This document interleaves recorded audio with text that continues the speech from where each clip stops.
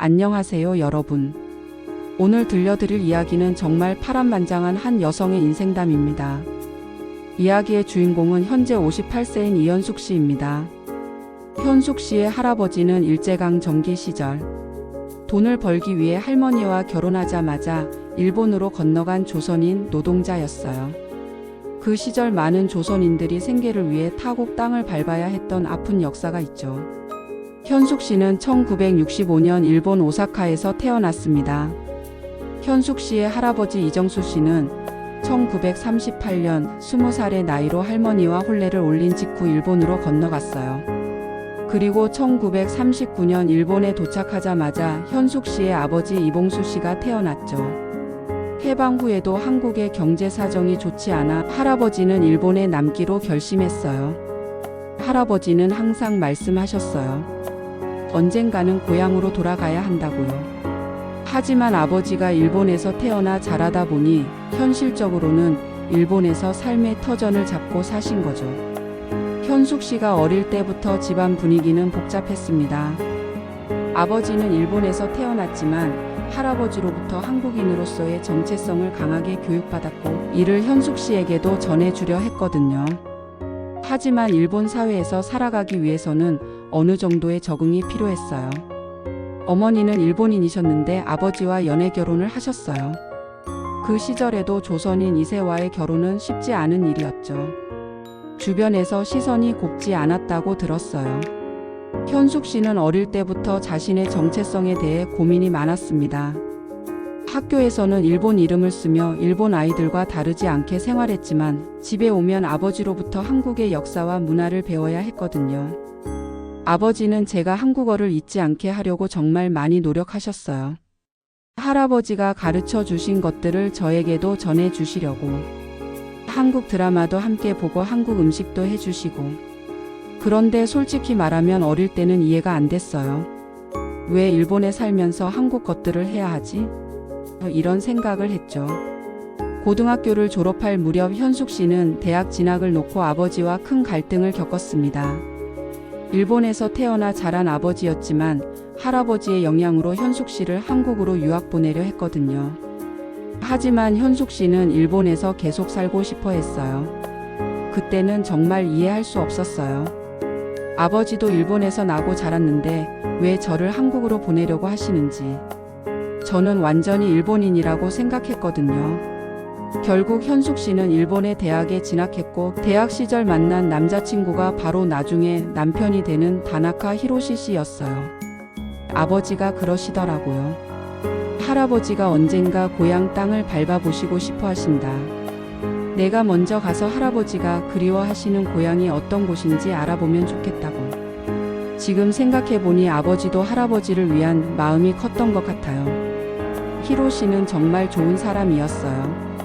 저의 복잡한 가정 환경도 이해해주고 아버지께도 정중하게 대했죠. 아버지도 처음에는 반대하셨지만 히로시의 진심을 알게 되신 후에는 인정해 주셨어요. 1989년 현숙 씨는 24세의 나이에 히로시 씨와 결혼했습니다. 당시 히로시 씨는 건축회사에 다니는 성실한 직장인이었어요. 둘 사이에는 아들 준이치, 딸 미나가 태어났죠. 결혼 초기에는 정말 행복했어요. 히로시는 저를 정말 많이 아껴줬고 아이들도 건강하게 잘 자라주고. 그런데 인생이 항상 계획대로 되는 건 아니더라고요. 현숙 씨의 인생에 큰 변화가 찾아왔습니다. 남편 히로시 씨가 갑자기 심근경색으로 쓰러진 것이었어요. 당시 히로시 씨는 겨우 40살이었습니다. 정말 청천벽력 같은 일이었어요. 아침에 평소처럼 다녀오겠습니다 하고 나간 사람이 저녁에는 병원에 누워있게 된 거죠. 의사 선생님은 과로가 원인이라고 하셨어요. 히로시 씨는 3개월간 병원에 입원했지만 결국 회복되지 못하고 세상을 떠났습니다. 현숙 씨는 40세의 나이에 홀로 두 아이를 키워야 하는 상황에 놓였어요. 정말 막막했어요. 히로시가 생명보험은 들어놨지만 아이들 교육비며 생활비를 생각하면 그때 처음으로 내가 정말 혼자구나라는 걸 느꼈어요. 장례식 때 한 가지 더 충격적인 일이 있었습니다. 히로시 씨의 일부 친척들이 현숙 씨에게 차가운 시선을 보낸 것이었어요. 시어머니는 좋으신 분이었는데 일부 친척들은 달랐어요. 외국인 며느리가 재산을 가져갈 것이다. 아이들도 반은 외국인이다. 이런 소리를 하더라고요. 정말 상처받았죠. 현숙 씨는 아이들과 함께 새로운 삶을 시작해야 했습니다. 처음에는 파트타임 일을 하며 생활했지만 수입이 넉넉하지 않았어요. 아들 준이치가 중학생, 딸 미나가 초등학교 고학년이었는데 아이들에게 경제적으로 어려움을 주고 싶지 않았어요. 그래서 뭔가 할 수 있는 일을 찾기 시작했죠. 2008년 현숙 씨는 과감한 결정을 했습니다. 살고 있던 아파트를 정리하고 더 큰 집으로 이사한 뒤 민박업을 시작한 것이었어요. 당시만 해도 에어비앤비가 일본에 본격적으로 들어오기 전이라 외국인 관광객들을 대상으로 한 홈스테이 형태였죠. 일본어, 한국어는 물론이고 영어도 어느 정도 할 수 있어서 가능했던 일이에요. 아버지 덕분에 한국어를 배워둔 게 정말 도움이 됐죠. 처음에는 어려움이 많았습니다. 손님들의 다양한 요구사항을 맞춰주는 것도 힘들었고 아이들도 낯선 사람들이 집에 드나드는 것을 어색해했거든요. 하지만 점점 입소문이 나기 시작했어요. 특히 한국 관광객들 사이에서 한국어 가능한 집으로 유명해졌죠. 한국 음식도 해드리고 관광 정보도 한국어로 설명해드리고 에어비앤비가 일본에 본격 진출하면서 현숙 씨의 사업도 탄력을 받기 시작했습니다. 온라인 예약 시스템이 생기면서 더 많은 외국인 관광객들을 만날 수 있게 된 거죠. 정말 다양한 사람들을 만났어요. 미국, 유럽, 동남아시아, 그리고 특히 한국 분들이 많이 오셨죠. 그분들과 이야기하다 보면 아버지가 그리워하셨던 고향에 대해서도 많이 알게 됐어요. 현숙 씨의 에어비앤비는 점점 인기가 높아졌습니다. 깨끗한 시설은 물론이고 현숙 씨의 친절한 서비스와 다국어 소통 능력이 큰 장점이었거든요. 아이들도 다양한 문화의 사람들을 만나면서 견문이 넓어지더라고요. 준이치는 영어를 더 잘하게 됐고 미나는 나도 엄마처럼 여러 나라 언어를 배우고 싶다고 하더라고요. 2018년 현숙 씨의 인생에 또 다른 전환점이 찾아왔습니다. 에어비앤비 손님으로 한국에서 온 김민수 씨를 만난 것이었어요. 민수 씨는 회사 동료들과 함께 일본 여행을 오셨는데 다른 분들과는 뭔가 달랐어요. 첫날부터 한국어로 긴 대화를 나눴죠. 아버지 이야기, 제 인생 이야기. 정말 오랜만에 누군가와 마음을 터놓고 얘기한 것 같았어요. 민수 씨는 서울에서 작은 IT 회사를 운영하는 42세 남성이었습니다. 이혼 경력이 있었지만 자녀는 없었어요. 일본 여행은 회사 직원들과의 워크숍 겸 여행이었죠. 민수 씨와 이야기하다 보니까 제가 그동안 얼마나 외로웠는지 깨달았어요. 아이들과 손님들에게 둘러싸여 있으면서도 정작 제 마음을 이해해주는 사람은 없었던 거죠. 민수 씨도 현숙 씨에게 특별한 감정을 느꼈다고 합니다. 3박 4일의 짧은 여행 기간 동안 둘은 매일 밤 늦게까지 대화를 나눴어요. 민수 씨가 마지막 날에 그러더라고요. 누나, 한국에 한번 놀러 오세요. 제가 안내해 드릴게요 라고. 처음에는 그냥 인사치레인 줄 알았는데 민수 씨가 한국으로 돌아간 후에도 둘의 연락은 계속됐습니다. 카카오톡으로 매일 안부를 물으며 때로는 몇 시간씩 통화를 하기도 했어요. 정말 신기했어요. 20대의 히로시를 만났을 때와는 또 다른 느낌이었죠. 나이가 들어서 그런지 더 깊은 대화를 나눌 수 있었어요. 6개월 후 현숙 씨는 처음으로 한국을 방문했습니다. 아버지의 고향 땅을 밟는 순간의 감정은 말로 설명할 수 없었다고 해요. 인천공항에 내리는 순간 정말 이상한 기분이었어요. 내가 지금 아버지의 나라에 와 있구나 싶으면서도 한편으로는 여기가 정말 내 나라일까? 하는 복잡한 마음이었죠. 민수 씨의 안내로 현숙 씨는 일주일 동안 한국 곳곳을 여행했습니다. 서울의 명동과 강남, 그리고 할아버지의 고향인 전라남도까지 다녀왔어요. 할아버지의 고향 집은 이미 없어졌지만 동네 어르신들이 할아버지를 기억해 주시더라고요. 봉수가 일본에서 잘 살고 있다더니 딸이 이렇게 컸구나 하시면서 한국 음식의 맛도 현숙 씨에게는 새로운 경험이었습니다. 아버지가 해주시던 한국 음식과는 또 다른 맛이었거든요. 김치찌개, 된장찌개, 불고기. 아버지가 해주시던 것보다 훨씬 맛있더라고요. 아버지가 그리워하시던 맛이 이런 거였구나 싶었어요. 무엇보다 현숙 씨가 놀란 것은 한국의 발전상이었습니다. 아버지 세대가 기억하는 가난한 나라가 아니라 오히려 일본보다 더 역동적이고 현대적인 모습을 보여주고 있었거든요. 스마트폰 결제, 배달 시스템, 지하철. 정말 모든 게 일본보다 편리하고 빠르더라고요. 아버지가 지금 한국을 보신다면 얼마나 자랑스러워 하실까 생각했어요. 이 여행을 통해 현숙 씨와 민수 씨의 관계도 더욱 깊어졌습니다. 단순한 호감을 넘어서 진지한 교제로 발전한 것이었어요. 한국에서 돌아온 현숙 씨는 아이들에게 민수 씨와의 관계를 털어놓았습니다. 당시 준이치는 대학생이었고 미나는 고등학생이었어요. 처음에는 둘 다 놀라더라고요. 엄마가 재혼을 생각한다고? 이런 반응이었죠. 특히 준이치가 반대가 심했어요. 준이치의 반대 이유는 명확했습니다. 아버지에 대한 그리움과 함께 한국으로 가게 될지도 모른다는 불안감 때문이었죠. 준이치가 그러더라고요. 아빠를 배신하는 거 아니야? 그리고 왜 하필 한국 사람이야? 정말 마음이 아팠어요. 반면 딸 미나는 조금 다른 반응을 보였습니다. 어머니의 행복을 더 우선시하는 모습이었어요. 미나가 그러더라고요. 엄마가 행복하면 된 거 아니야? 민수 아저씨도 좋은 사람 같던데. 정말 딸이 더 어른스럽더라고요. 현숙 씨는 몇 달간 깊은 고민에 빠졌습니다. 아이들, 특히 준이치의 반대가 컸고 일본에서 쌓아온 모든 것을 포기하고 한국으로 가는 것도 쉬운 결정이 아니었거든요. 민수 씨도 저의 고민을 이해해 주셨어요.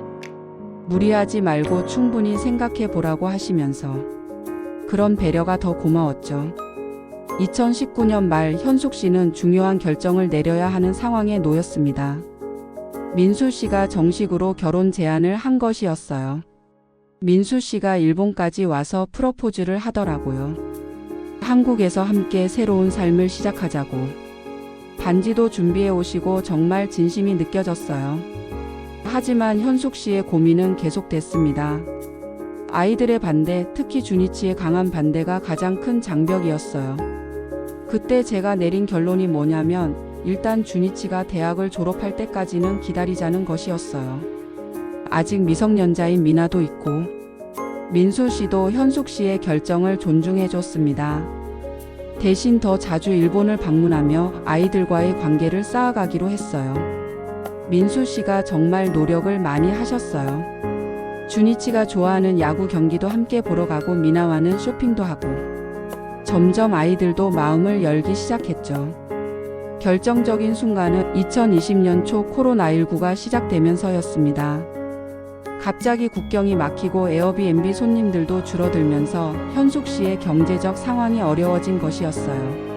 일본 정부의 입국 제한이 시작되면서 현숙 씨의 에어비앤비 사업은 큰 타격을 받았습니다. 하루아침에 예약이 모두 취소되고 수입이 급감한 것이었어요. 정말 막막했어요. 그동안 에어비앤비로 생활해왔는데 갑자기 수입이 끊어지니까 아이들 교육비며 생활비를 어떻게 감당해야 할지. 이때 민수 씨가 큰 도움이 됐습니다.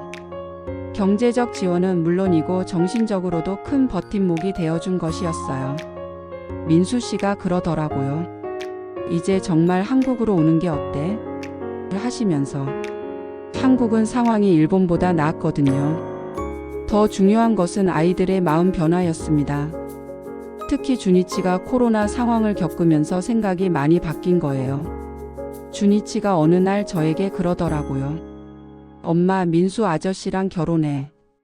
혼자 고생하는 거 보기 힘들어 하면서. 정말 아들이 많이 컸구나 싶었죠. 현숙 씨는 마침내 한국 이주를 결심했습니다. 준이치는 이미 대학 4학년이라 취업 준비에 집중하기로 했고 미나는 한국에서 고등학교를 마치기로 한 것이었어요. 한국 이주를 결심한 후 현숙 씨는 바쁜 준비 과정에 돌입했습니다.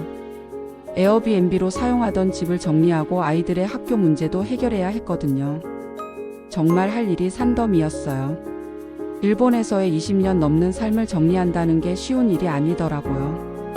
가장 어려웠던 것은 미나의 학교 문제였습니다.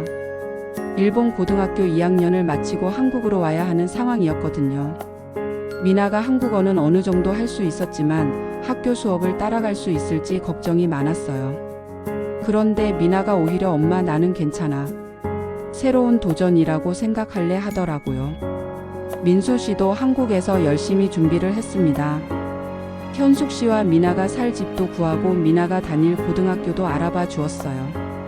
민수 씨가 정말 세심하게 준비해 주셨어요.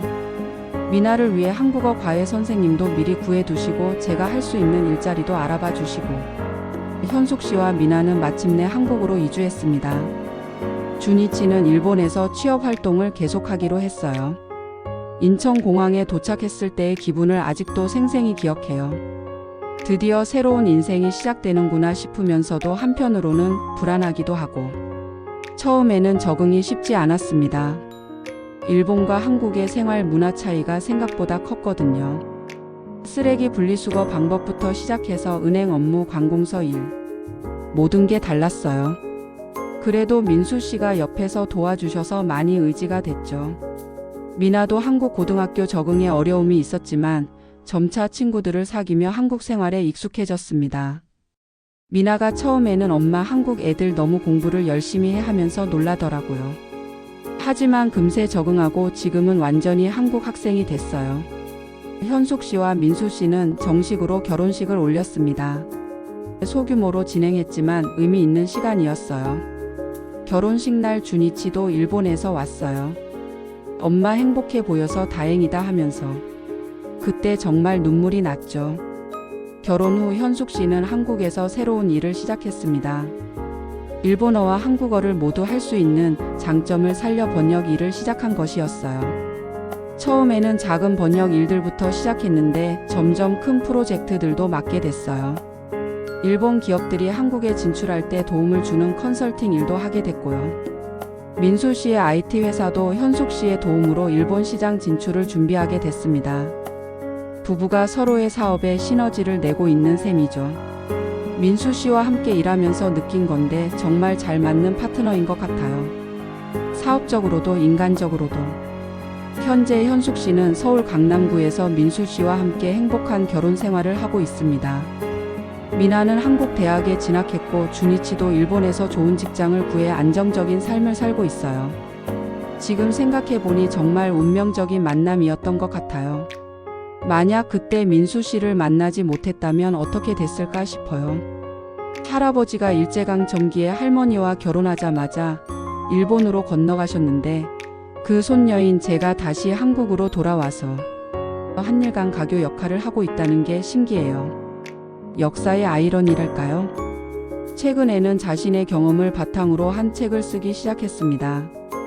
일제강 전기부터 현재까지 한일 양국을 오가며 살아온 이야기를 담고 있어요.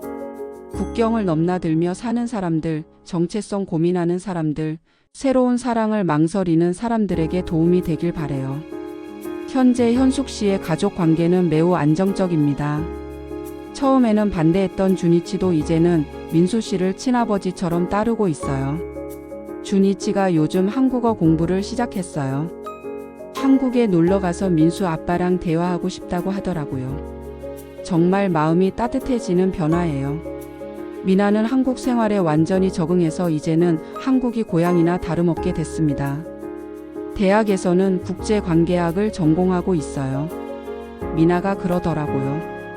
엄마 덕분에 두 나라 문화를 모두 경험할 수 있어서 감사하다고. 정말 딸이 많이 성장한 것 같아요. 민수 씨와 현숙 씨의 관계도 날이 갈수록 깊어지고 있습니다. 서로 다른 문화적 배경을 가지고 있지만 그것이 오히려 서로를 더 이해하게 하는 원동력이 되고 있어요.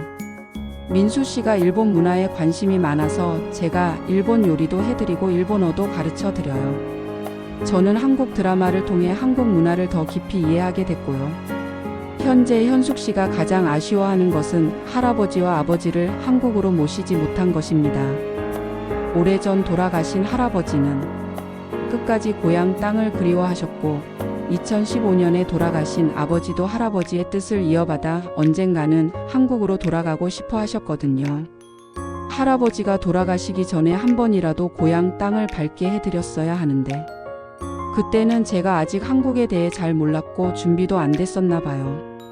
지금 생각하면 정말 후회가 돼요. 하지만 현숙 씨는 할아버지와 아버지의 뜻을 이어받아 한국에서 의미 있는 삶을 살고 있다고 생각합니다. 할아버지가 아버지에게, 아버지가 저에게 항상 말씀하셨어요. 언젠가는 한국과 일본이 진정으로 화해하는 날이 올 것이다. 그때 우리 같은 사람들이 도움이 될 것이다라고. 현숙 씨는 정기적으로 할아버지의 고향을 찾아갑니다. 할아버지가 정말 기뻐하실 것 같아요. 현재 현숙 씨는 개인적인 행복뿐만 아니라 사회적 기여도 하고 있습니다. 한일 간 문화 교류 단체에서 자원봉사 활동을 하고 있어요. 물론 현숙 씨의 한국 생활이 항상 순탄했던 것은 아닙니다. 초기에는 여러 가지 어려움도 있었어요. 처음에는 한국 사람들 특유의 빨리빨리 문화에 적응하기 힘들었어요. 일본에서는 모든 게 차근차근 단계적으로 진행되는데 한국은 정말 빠르더라고요. 언어적인 어려움도 있었습니다. 한국어를 할 수는 있었지만 비즈니스 상황에서 쓰이는 전문 용어들은 새로 배워야 했거든요. 이런 어려움들을 하나씩 극복해 나가는 과정에서 현숙 씨는 더욱 강해졌습니다. 그리고 주변 사람들의 도움도 큰 힘이 됐어요. 한국 사람들이 정말 따뜻하더라고요. 제가 어려워하면 먼저 다가와서 도와주시고 그런 정을 느끼면서 아, 이게 한국이구나 싶었어요. 자신의 이야기를 통해 전하고 싶은 메시지는 명확합니다. 나이와 상관없이 새로운 시작은 언제나 가능하다는 것이에요. 40대에 남편을 잃고 50대에 새로운 사랑을 만나고 새로운 나라에서 새 삶을 시작했어요. 많은 사람들이 나이가 들면 변화가 어렵다고 생각하는데 저는 그렇지 않다고 말하고 싶어요. 현숙 씨는 현재 자신의 인생에 대해 매우 만족하고 있습니다. 물론 완벽하지는 않지만 사랑하는 사람들과 함께 의미 있는 일을 하며 살아갈 수 있다는 것에 감사하고 있어요. 제 인생을 돌아보면 정말 파란만장했네요. 하지만 모든 경험이 지금의 저를 만들어준 소중한 과정이었다고 생각해요. 마지막으로 현숙 씨가 비슷한 상황에 있는 분들에게 전하고 싶은 말이 있다고 했습니다. 혹시 새로운 시작을 망설이고 있는 분들이 계신다면 용기를 내보세요. 나이는 숫자일 뿐이고 진정한 사랑에는 국경도 없어요. 가장 중요한 건 자신의 마음과 행복이니까요.